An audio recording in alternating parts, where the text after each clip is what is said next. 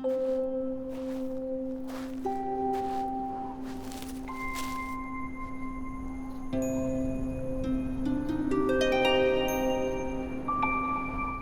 everyone, and welcome to what is essentially my first ever film review. I've been reviewing books on this channel for about half a decade now. I think I've reviewed over 80 books. And in the past couple of years, I've also broken into game reviews as well. However, it must be said that I'm generally much more impacted by film and TV than I am with most games. And so I think it's time to finally start genuinely reviewing films and perhaps TV series as well. I'm starting with a very short film that is nonetheless highly impactful to me. Every Star by Yawen Zheng, first released in 2015. This is one of my treasured creations, and I say treasured creations because I included this film in a video called Treasured Creations, in which I gave mini reviews on films and games and music and so forth, and books as well that I treasure.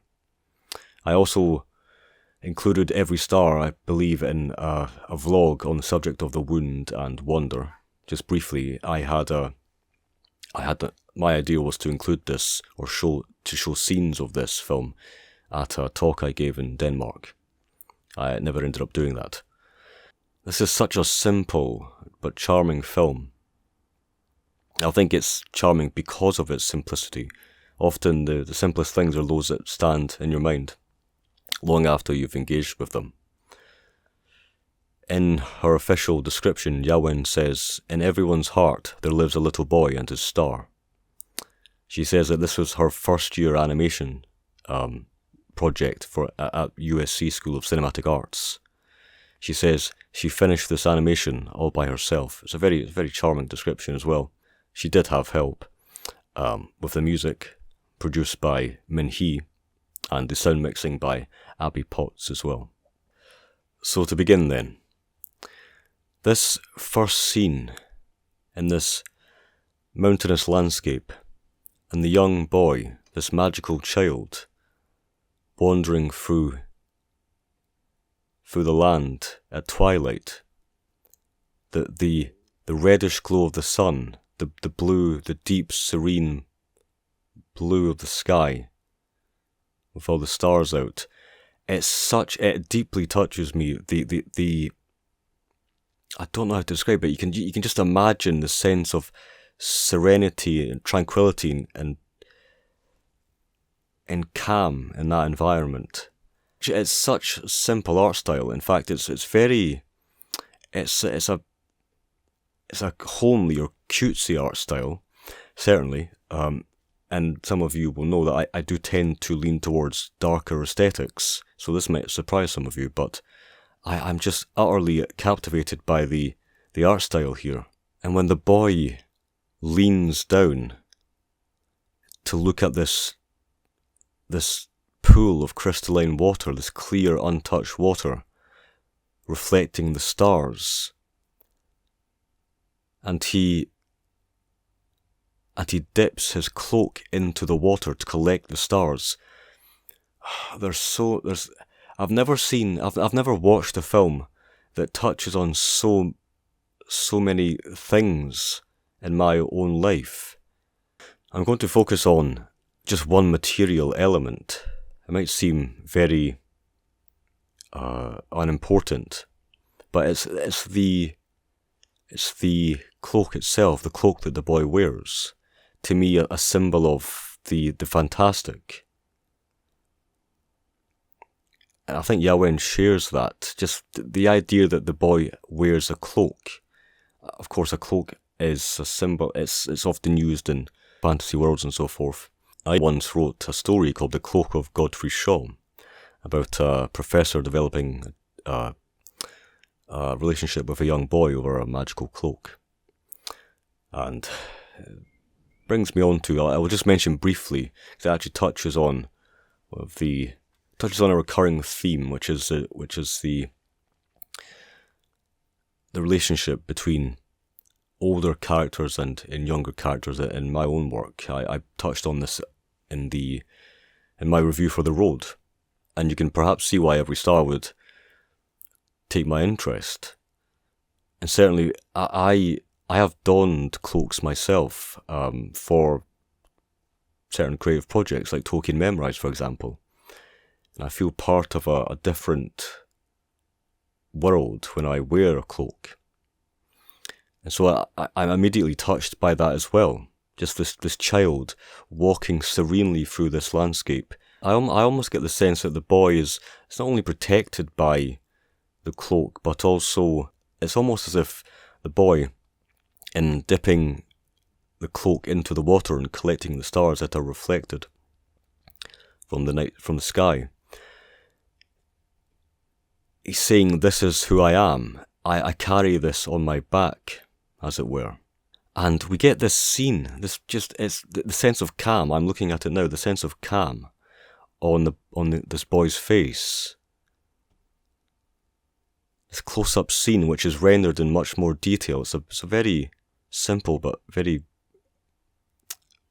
pleasant art style. And I notice as I'm looking at this, his white hair, the boy's white hair, almost saying, essentially, this boy has a great store of wisdom inside of him.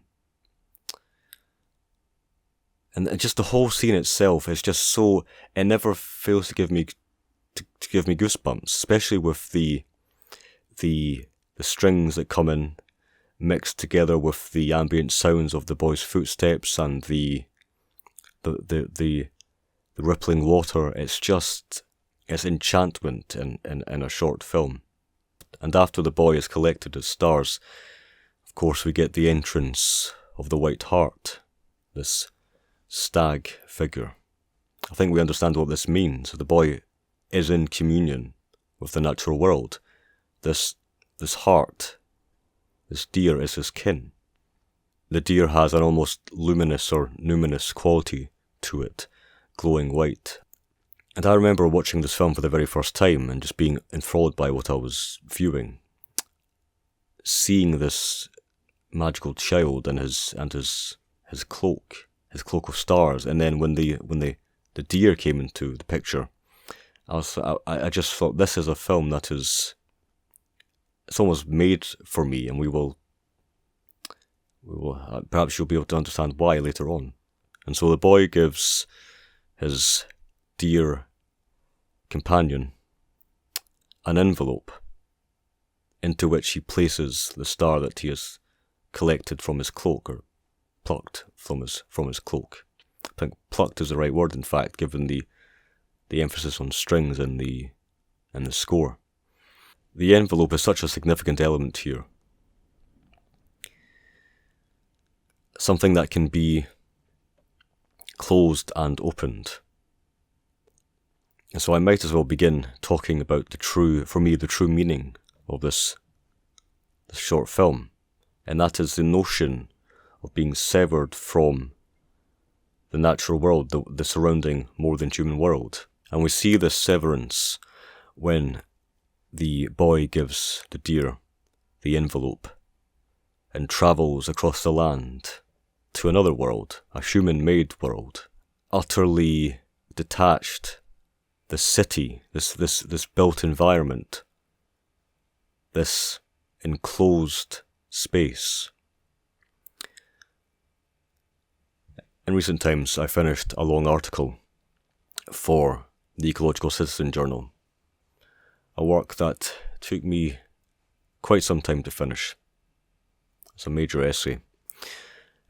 Without going into so much detail, my writing, my paper, is on the subject of the city as an apparatus of enclosure.